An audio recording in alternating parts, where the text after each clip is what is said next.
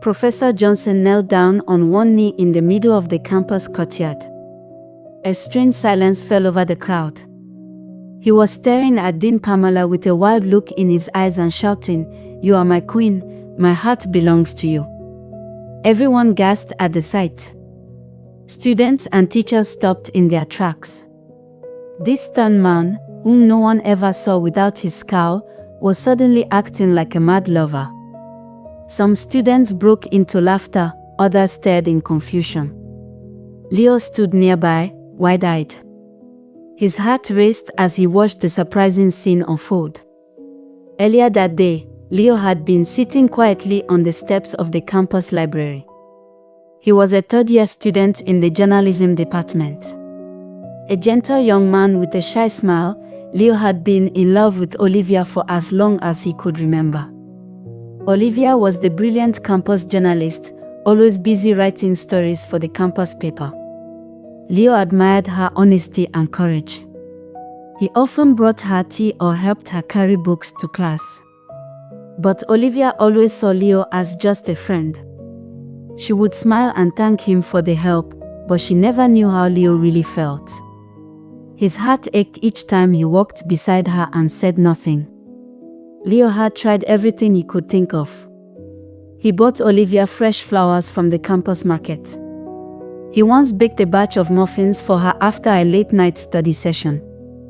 Olivia just smiled and thanked him for the sweet treats, but she did not know they came from his heart. He even wrote little notes, telling her how smart and kind she was. He slipped one into her locker, but the note just made her laugh. "Oh Leo," Olivia said kindly, "you are such a good friend." Leo felt a knot of sadness in his stomach. Everyone joked with him about his one-sided love, except Olivia. Her smile was kind, but Leo wished for more. His friend Jerry saw Leo coming out of the library and called out, "Leo, why you dey follow your crush like puppy?" Leo laughed it off but felt tired of it. As evening approached, Leo paced along the campus road. He thought, what else can I do? The answer came in a daring and foolish idea in his head. Maybe he could use magic. He remembered an old man living near the town market who was said to make all kinds of potions. If magic could fix love, maybe this was his answer. Leo hurried off the campus road toward the nearby market. It was a lively place, even in the evening.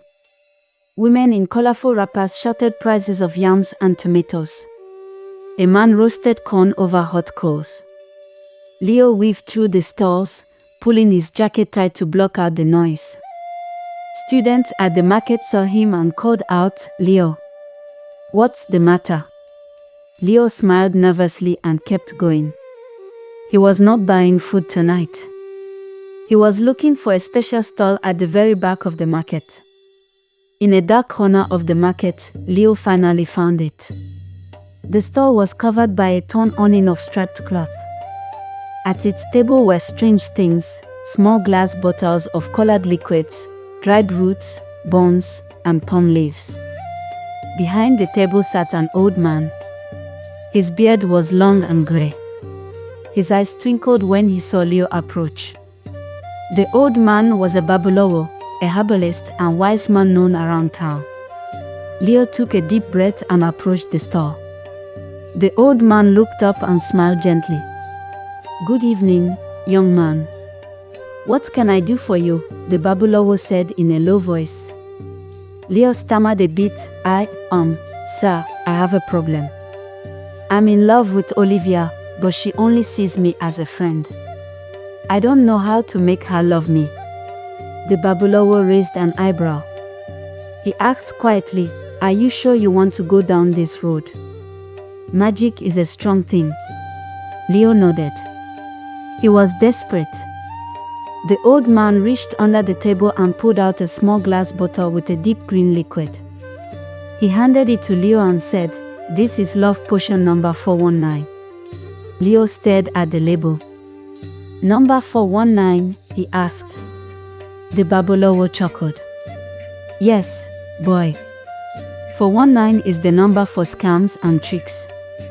Some say love is like a trick, but sometimes you need a little magic. Put 2 drops of this in Olivia's drink, the Babalawo instructed, and she will feel love for you. But be careful, only she should drink it. If anyone else drinks it, you will have all sorts of surprises. Do exactly as I say. Mix it into her juice or tea when nobody is watching. That is all. Here, I will take a small payment, and the potion is yours.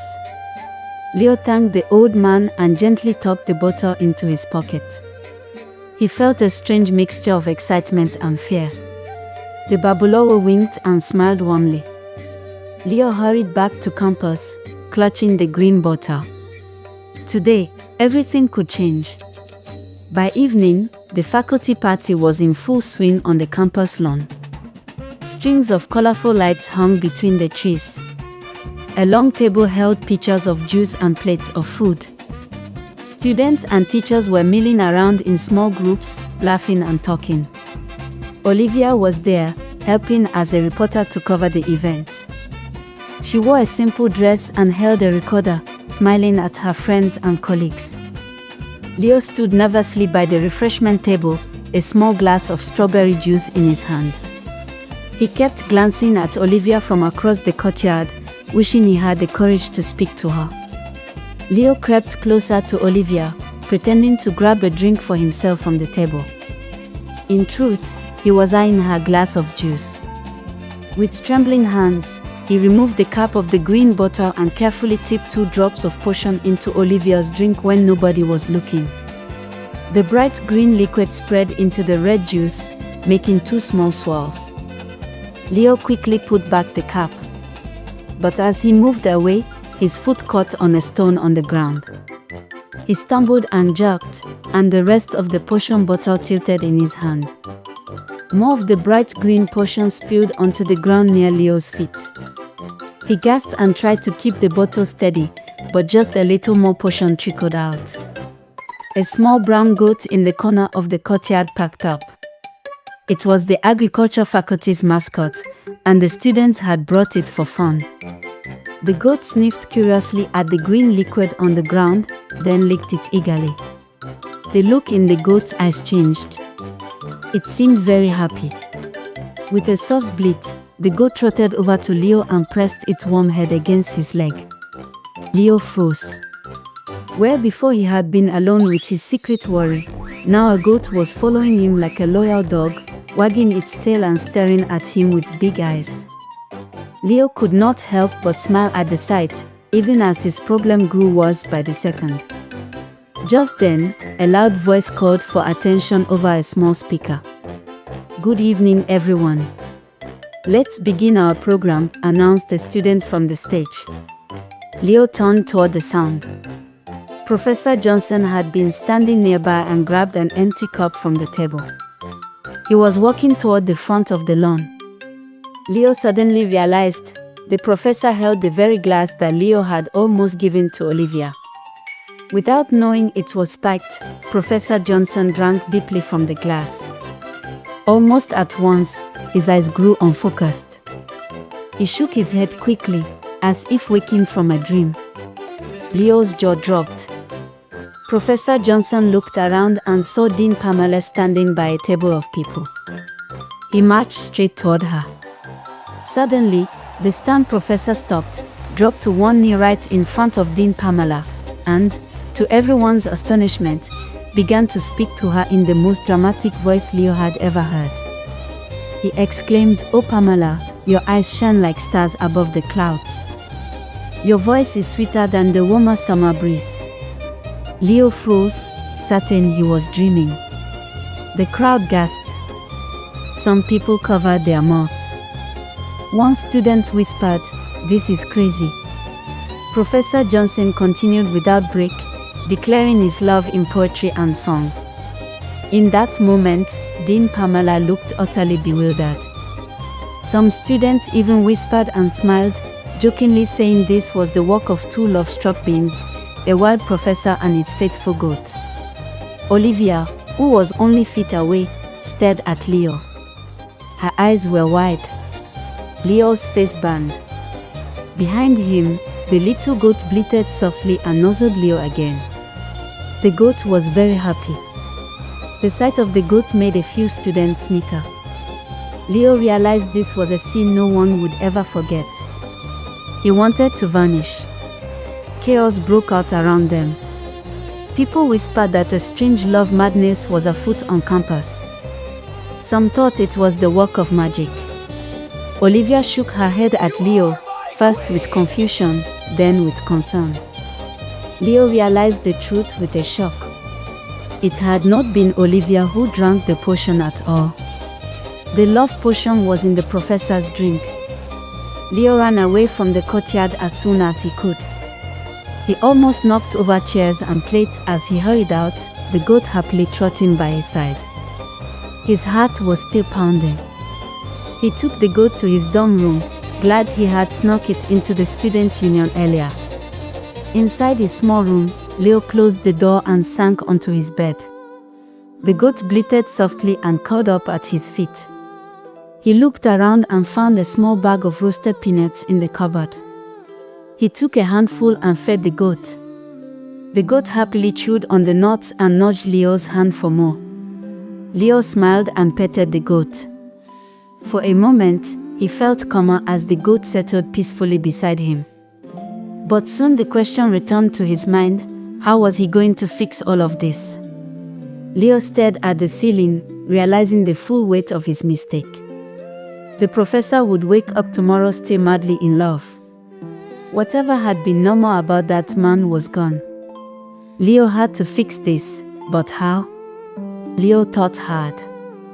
His mind wandered back to tales his grandmother told him about magic and healing. Perhaps there was a way to break a love spell. He remembered that the Babalawo had spoken about herbs and cures. In the kitchen, Leo found some ginger, pepper, and bitter leaves his neighbor had once given him for stomachache. He boiled the ginger and pepper in water, making a strong bitter tea. The smell filled his dorm. Now Leo had to give this to the professor without raising suspicion. He knew the professor usually drank tea at the staff lounge in the morning before classes. Tomorrow, he would have to sneak that tea into the professor's cup.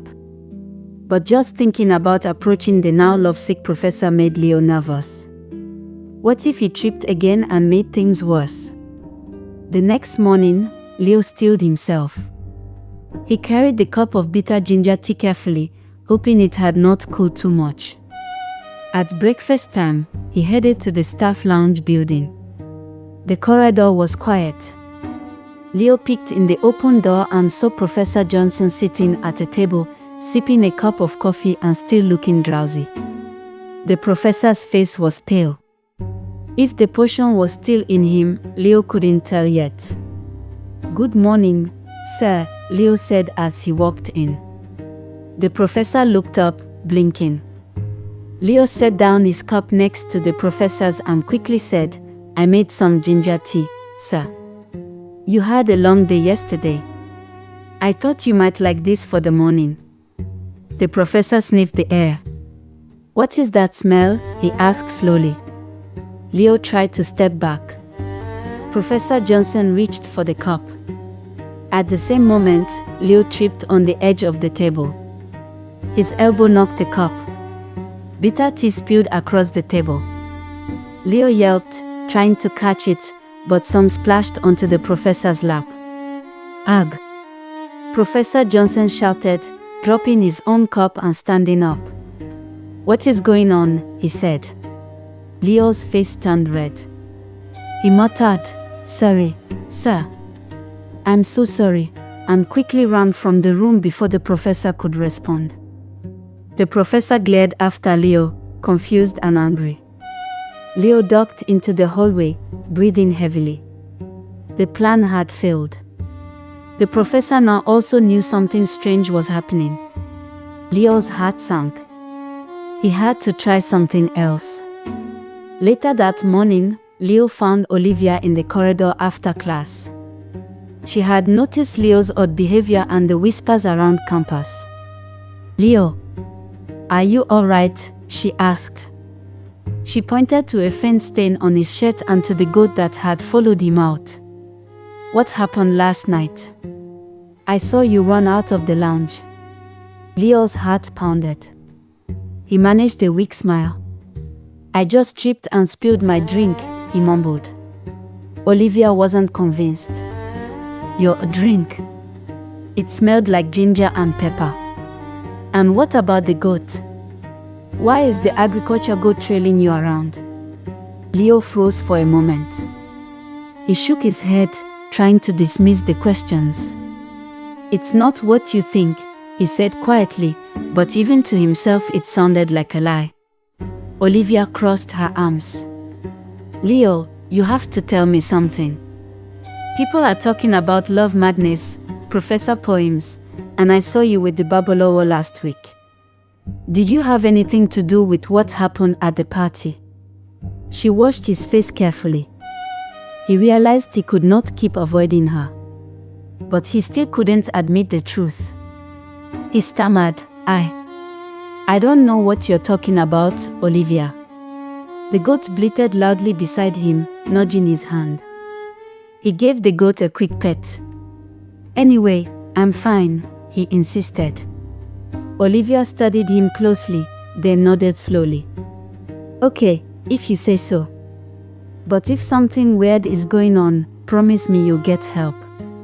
That professor behavior was dangerous. Leo nodded, relieved she seemed to drop it. I will, I promise. Olivia gave him a concerned look but left soon after to continue her reporting work. Leo walked back to his dorm, the goat still following. The afternoon sun felt heavy on his shoulders. That evening, Leo decided to try one more thing. He called the Babalawo's number on his mobile phone. Soon, a crackling video call connected them. On the small screen, the old herbalist appeared in his dim hut, wearing a broad smile. Leo swallowed and quickly explained everything, the party, the professor, and even the goat licking the spill. The Babalawo rubbed his white beard.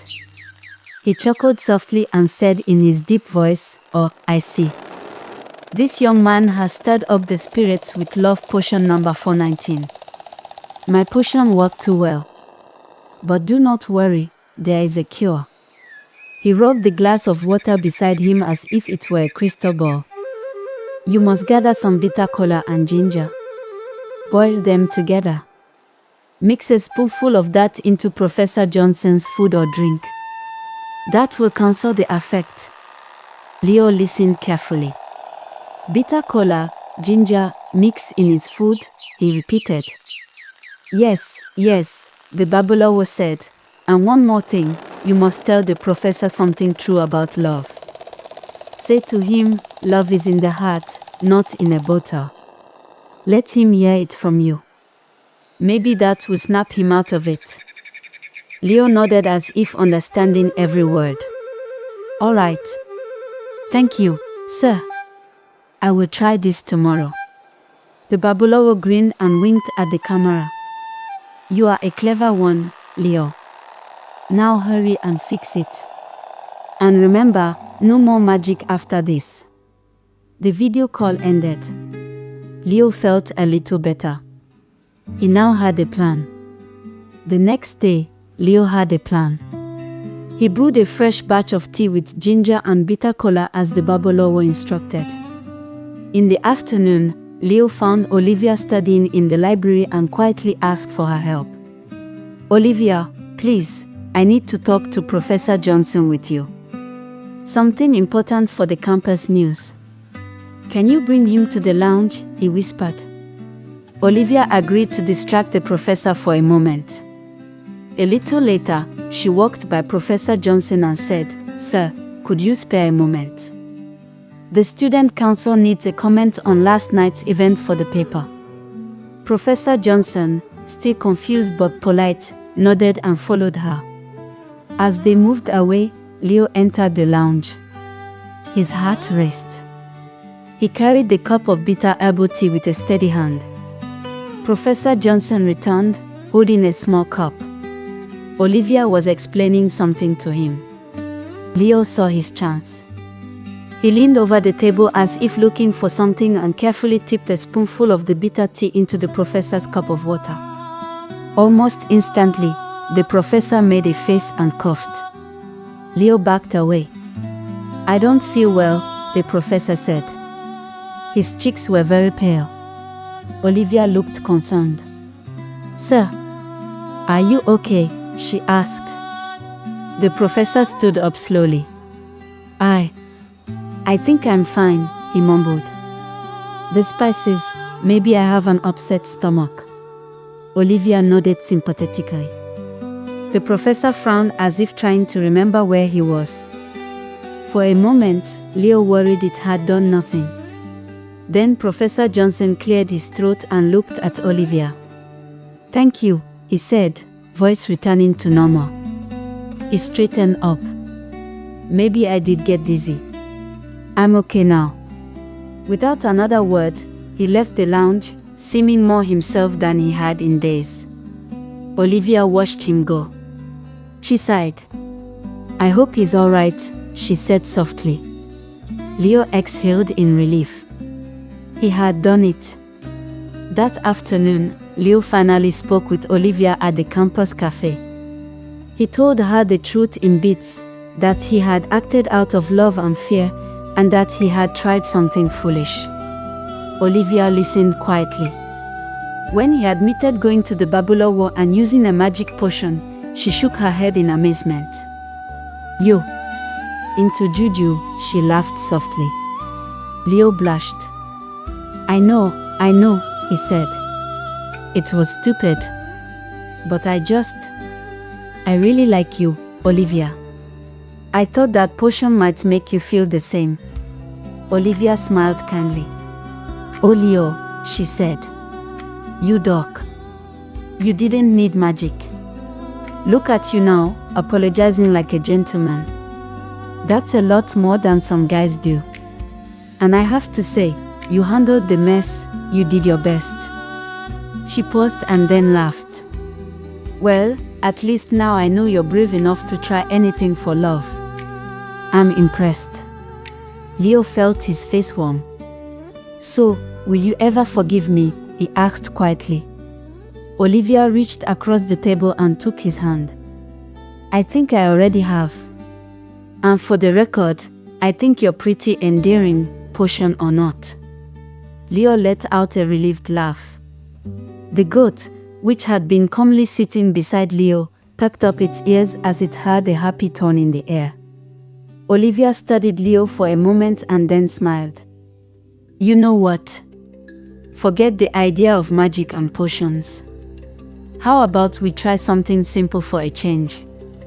Dinner with me tomorrow night. No tricks, I promise." Leo grinned. "That sounds perfect. No magic, I promise. Just me and you. Maybe our little friend here can come along for a walk afterward," he joked, nodding at the goat. Olivia laughed and patted the goat on the head. "Why not? He's been your loyal chaperone today. We could use a third wheel who's actually a goat." They both laughed together. As they walked off, Leo turned to look at Olivia, grateful to have her by his side. She glanced back at him and gave a warm smile. In that moment, Leo felt lighter than he had all week. He realized that no magic was ever needed to win Olivia's friendship and maybe someday her heart.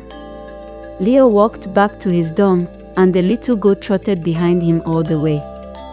Finally, he led the goat into the yard.